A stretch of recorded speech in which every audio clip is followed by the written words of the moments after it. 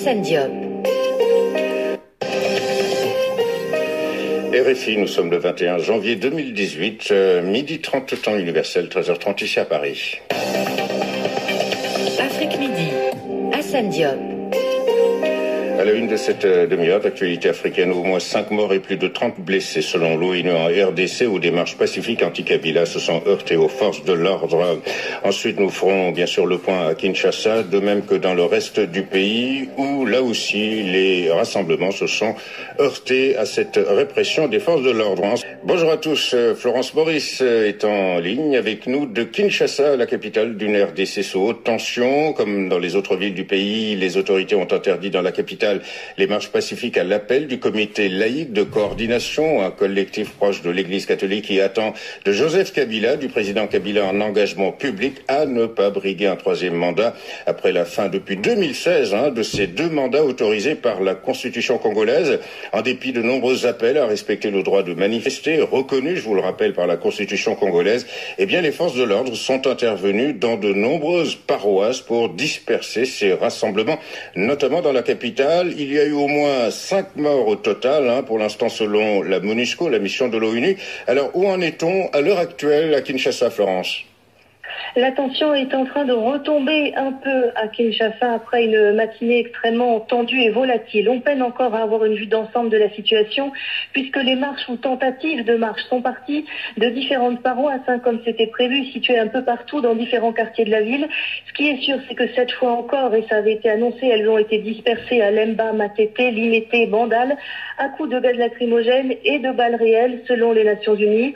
Un exemple, l'opposant Jean-Baptiste Sondji, un ancien ministre, assure qu'il se trouvait dans la paroisse Saint-François de Sales dans la commune de Kitambo et qu'une jeune fille de 16 ans est décédée après un tir de rafale tiré d'une auto-mitrailleuse qui visait l'entrée de l'église. En fin de matinée, plusieurs paroisses, selon des témoins, étaient encore encerclées par les forces de sécurité. Des paroisses où des manifestants disent avoir trouvé refuge après avoir marché puis avoir été dispersés. Exemple Saint-Joseph où l'opposant Martin Fayoulou et l'opposant Félix Tshisekedi avec des députés ont passé 2 heures, disent-ils, enfermés dans la cure de la paroisse avant de pouvoir sortir après des négociations avec les forces de sécurité. Les forces de sécurité qui sont intervenues peut-être moins en amont que le 31 décembre où des tirs de gaz lacrymogène avaient été tirés pendant les offices. Et les manifestants, beaucoup de jeunes ont en plusieurs endroits résisté à la dispersion. En fin de matinée, par exemple, à Kitambo, on voyait encore beaucoup de jeunes dans un jeu de chat et de la souris avec les forces de sécurité. Selon une source onusienne, plusieurs centaines de personnes se sont aussi rassemblées devant la base MONUSCO de Kingabwa pour demander protection aux Nations Unies. La MONUSCO qui est intervenue et à l'heure où je vous parle, les jeunes ont pu sortir sans être dérangés. Merci Florence Maurice. En direct de Kinshasa pour RFI. Nous vous retrouverons bien sûr dans nos prochaines éditions.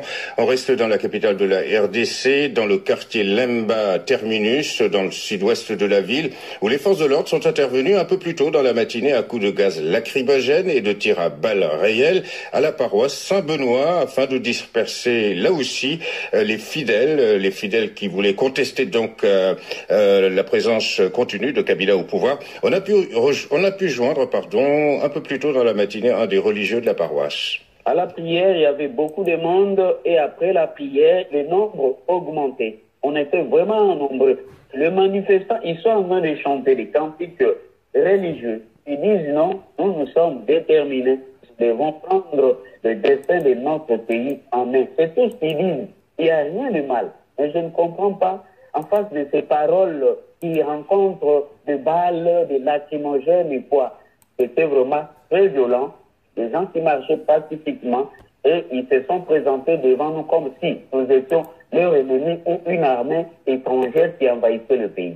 Et comme d'habitude, ils frappent, ils menacent, ils volent des téléphones, tout ce qu'ils trouvaient dans les poches des gens. Un religieux de la paroisse Saint-Benoît à Kinshasa, joint par Karine Franck. RFI, midi 35, temps universel. Voyons maintenant la situation dans le reste de la RDC. Là aussi, des manifestants anti-Kabila se sont heurtés dans de nombreuses villes aux forces de l'ordre. On fait le point tout de suite avec Kamanda Wakamanda Muzembe.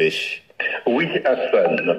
Plusieurs blessés et de nombreuses arrestations à l'issue des marches, ponctuées ça et là par des coups de gaz lacrymogènes À Lubumbashi, selon des témoins, un prêtre de nationalité kenyane ainsi qu'un couple de fidèles ont été fouettés à l'intérieur de l'église de Sainte-Bernadette de Katuba avant d'être amenés par des militaires. Des blessés également à Kisangani, archidiocèse de Monseigneur Marcel Tembi, le président de la conférence épiscopale nationale du Congo, où la population est descendue massivement dans la rue à l'appel du comité laïque de coordination. On parle aussi des arrestations dans les rangs des militants de la Lucha dans les villes de Goma et de Beni au nord Kivu. Les habitants de Mbujimayi, eux, se sont réveillés dans une ville totalement quadrillée. Certains ont été empêchés par les forces de l'ordre de se rendre au culte, comme ce responsable d'un parti de l'opposition qui n'a pas pu quitter sa résidence. Pour les autres, il a fallu montrer patte blanche pour avoir accès au culte, et les fidèles sont en ce moment encore bloqués dans des églises. Merci à vous, Kamanda Wakamanda. Donc, en ligne de Kinshasa, rappelons que le bilan provisoire connu à la mi-journée, 5 morts selon l'ONU et plus de 30 blessés à travers la RDC. Par ailleurs, Vital Kamerhe, le chef de l'UNC, un des partis politiques du pays, affirme que le chargé de communication de son parti dans la commune de Lemba, à Kinshasa, donc, a été tué d'une balle dans le dos alors qu'il sortait de l'église pour manifester. Selon Vital Kamerhe, eh bien, la paroisse reste encerclée par les forces de l'ordre à l'heure qu'il est. Nous n'avons pas, pour l'instant, nous ne sommes pas encore parvenus à recouper donc ce bilan auprès de la police de la RDC. RFI.